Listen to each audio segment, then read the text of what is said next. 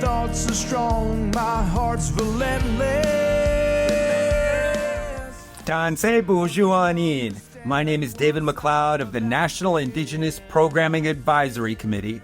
In early October, 6 artists took part in the 2024 OHSOTO'KINO Music Incubator, a special program designed to give artists career guidance and mentorship from Indigenous and non-Indigenous industry leaders.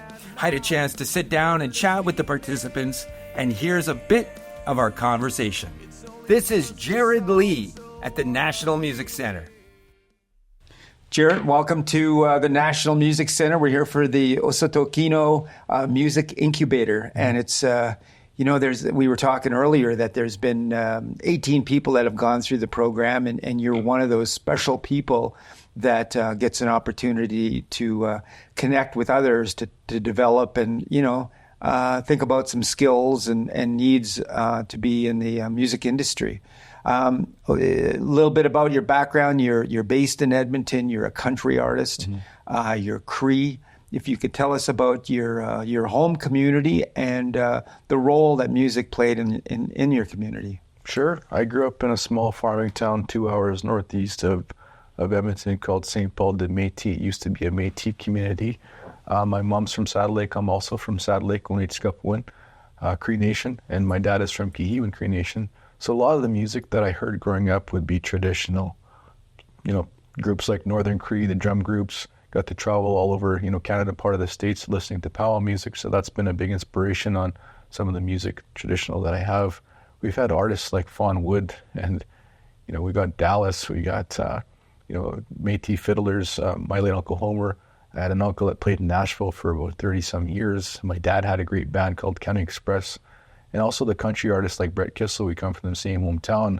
So I was submerged in traditional country and Métis music along with traditional Indigenous powwow music as well. And when you have all those influences, how do you weigh that out in terms of the music that you do? That's a great question. How to weigh those out? I try to start with every song with coming from a place of truth first, whether it's my own inspiration, something I've heard, something I've seen, whether it's somebody else's story, and just being able to tell those stories through one of my songs. It's Time speaks a lot of truth about the truth and reconciliation and kind of the residential school experience and what happened here in Canada, those negative ripple effects of colonization. So I take country music as a tool to tell stories, because a lot of the best songs come from storytelling and being able to tell our story in a way, and also incorporating, we have a Indigenous hand drummer, Marcus Long John, on one of my tracks as well. So incorporating everything into these songs. And I also take the spiritual approach. I like to pray and ask for guidance from above every time I write a song. There's, you mentioned residential schools, intergenerational trauma. Is music brought about healing for you? And if it has, how has it? It has. Even looking at my own story, I never knew what a residential school was until I was 19. And I never knew that at the age of 3 and 4 and 5 years old that I actually attended a residential school. But by that time, it was already taken over by my family. And what happened was my grandparents and some elders from the surrounding communities took over this residential school called Blue Quills. And now it's turned it into a high school, they turned it into a college, and now it's an actual university. So that's a success story in itself. But getting back to your question, finding healing in knowing my own history and where I come from, and telling people it is okay to not be okay. It is okay to kind of have those sad, hurt feelings, because it wasn't fair what happened to our people, and those stories need to be told.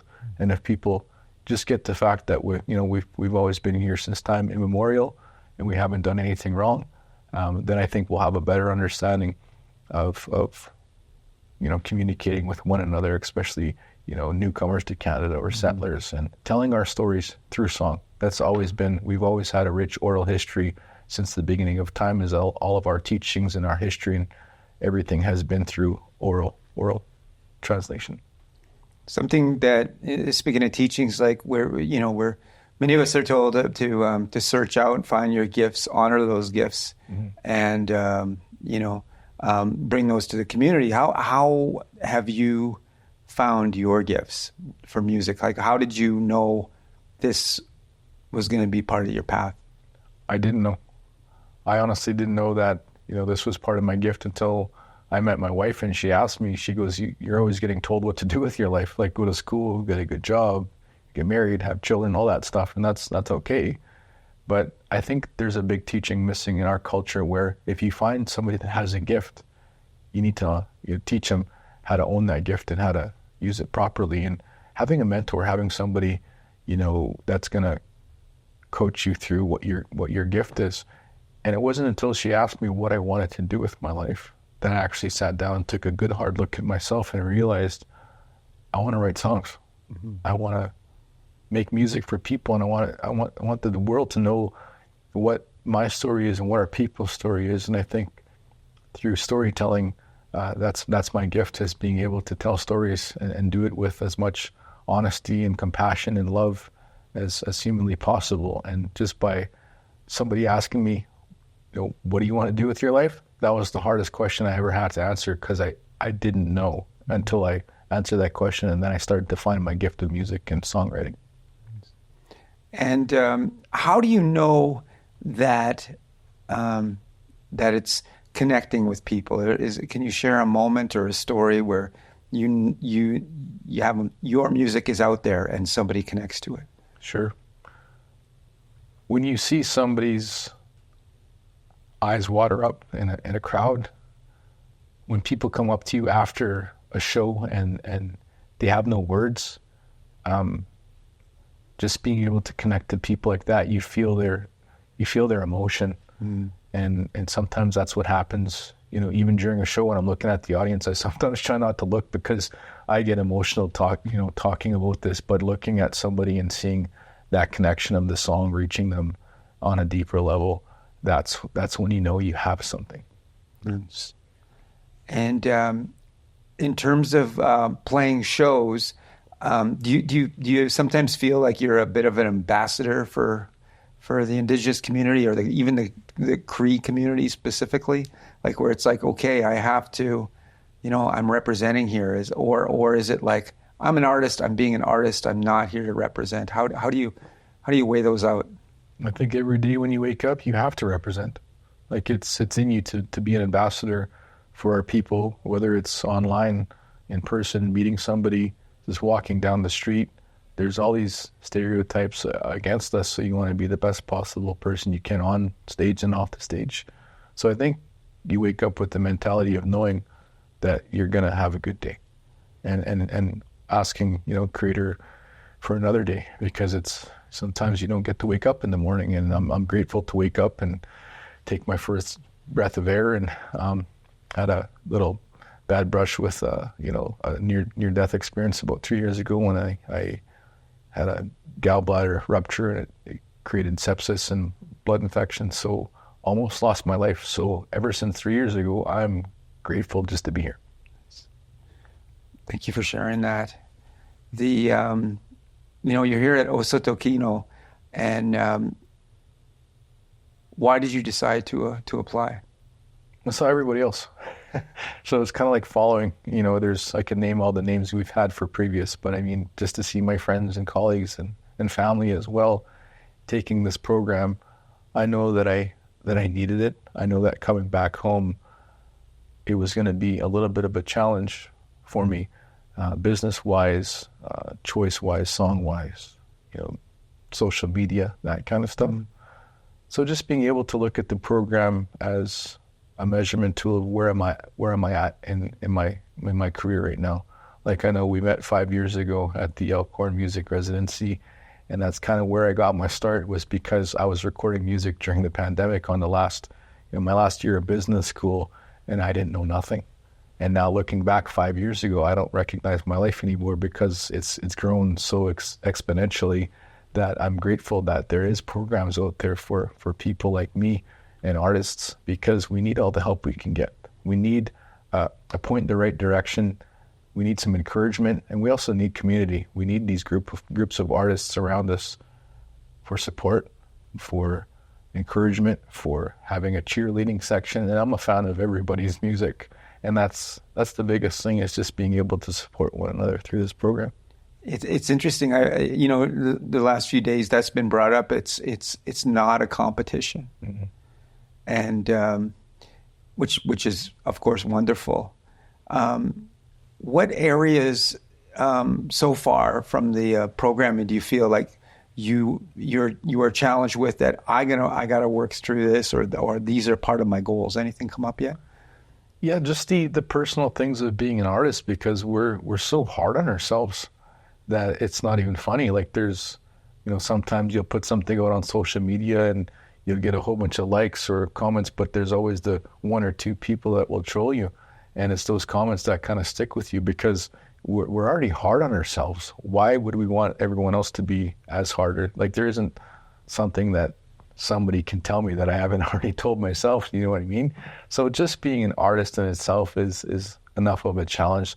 Like, we already have to deal with, bookings and recording, singing, songwriting, getting the song as much of a chance to get to satellite radio or get to radio as humanly possible. And we're also competing against other people as well. But I think the competition within ourselves is probably the biggest challenge. And I find that a lot of other artists are going to say the same thing, where, our biggest challenge is our own mindset and getting over those challenges. So if we can have a program like this that helps us in any other form that makes it a little bit easier for us, I find the artistic practice will come in a form in itself, and we'll do a lot better with the songs.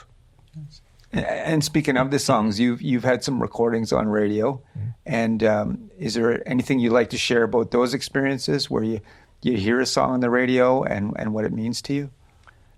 Yeah, I think my first release, when I released my first album, Up on Stage, I wrote that song about 8 years ago. And it's just that question of people asking me, Jarrid, what does it feel like to be up on stage? I don't know. It's such an amazing feeling that you cannot describe it. So in that song, Up on Stage, I use as many analogies as humanly possible, like skydiving, or like your first kiss, or like it's a wave that crashes over you. But the whole point I'm trying to make is that song, I wanted it to be timeless, but I also didn't think it would affect people during the pandemic, where, imagine this, you go to school for 4 years, 5 years, 7 years, let's say you want to become a doctor, and you're no longer able to walk across the stage to get your diploma, that piece of paper. I never thought that song was going to be used for a graduation song, but NBC, what they did with that song is they said, Jarrid, you wrote an amazing graduation song. And I didn't think of it as a graduation song. But for 2 years, people never were able to walk across the stage to receive their hard work and their dedication. I think that's what we do this for too, is the recognition in music as well. So Up on Stage has probably been a great song. It's Time is a great song. Let's Get Gone. I've had, a lot of success with all these different kinds of songs, and they all have their place. But I think me as an artist, I fit everywhere, but I kind of don't belong everywhere. You know what I mean? Kind of like a chameleon, like in country, mainstream, Southern rock, Indigenous. So I don't know where I belong yet, and maybe I don't belong everywhere, but I also belong everywhere. Well, and that is, that's a testament to being a real artist too, where you have to look inwards, and you're shaping your art and your own self. You've alluded to it a couple times, where you've grown as a person and as an artist. What is bringing that growth in your life, Jarrid? Experience. Having those experiences of people telling you no, and learning it's okay to say no, because the word no, it's only a 2-letter word, but it does something to you when you get denied. You're like, oh, I wonder why.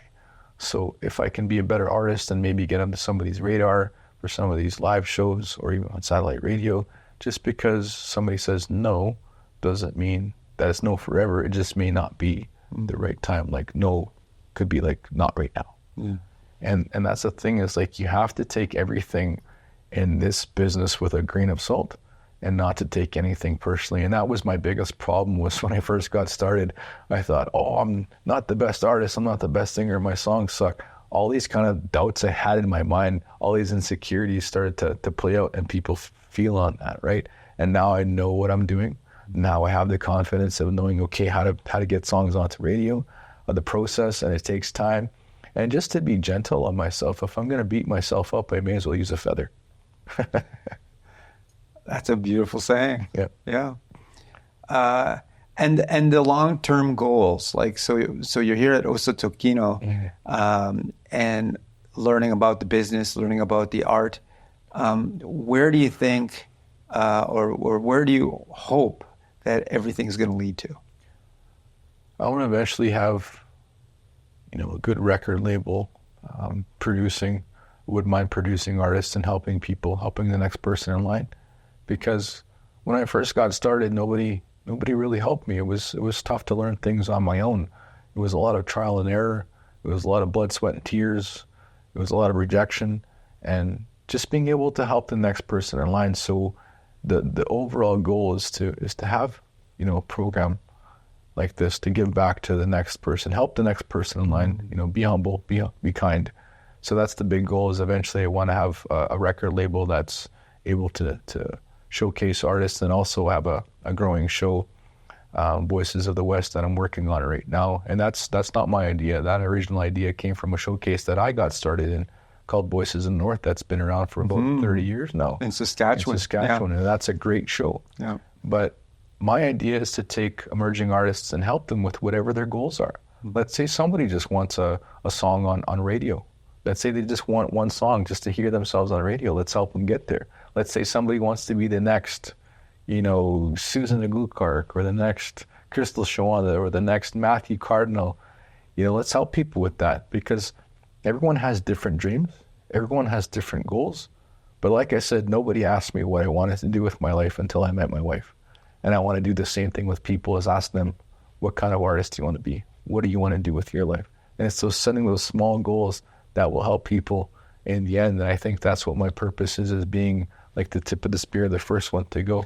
Great example was when I went to Nashville. I went to the Grand Ole Opry, and I cried.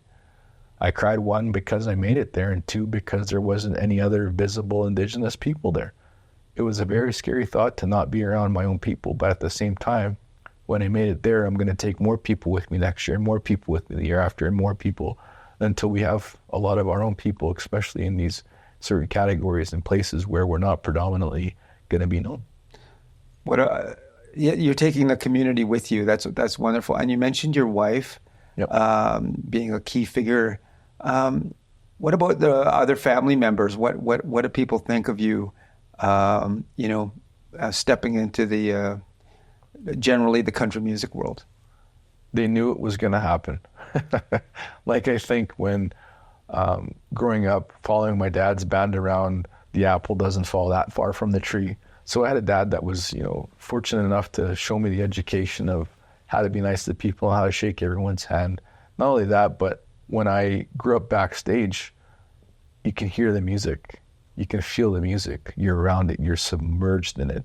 And just being able to have my ear tuned into, for example, I knew what song was coming next by what note the lead guitar player was playing for the intro.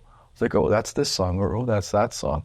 So just having that education, it was a blessing in itself. And I went to school at an early age of music, even though I didn't know it. Even though I didn't know I was getting taught a lot about music, I give, a lot of homage to my dad, to my late Uncle Homer, to my Uncle Gus, to my family members who, would sit around the coffee table and play the guitar, or pick up the fiddle, or get on the piano, and even the gospel. We have Catholic, gospel in our family as well. So the aunties had a group, and everyone in my family plays. So it wasn't too long before Jarrid decided to become a country, and I don't even know why country, because I think I grew up rock, but my heart's just in country because it's great storytelling. It's more laid back. It's the fact I grew up in a small farming town that influenced who I was as a person, and those stories like cow tipping and fishing with a flashlight and getting in trouble with the police and having a pallet party. Those are the experiences that I gained from. And that's why I think country music kind of resonates with me. Awesome. And we talked about your goals, to record an album, bring people with you, and I just wanted to ask about if there was a sign in your career that or a moment where maybe you know that this is the right path you're on?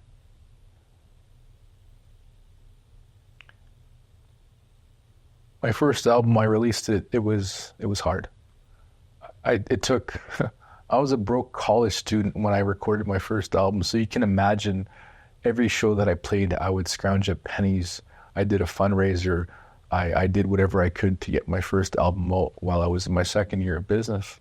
But I thought that Christmas, it was the worst Christmas I ever had because I couldn't buy a present for anybody.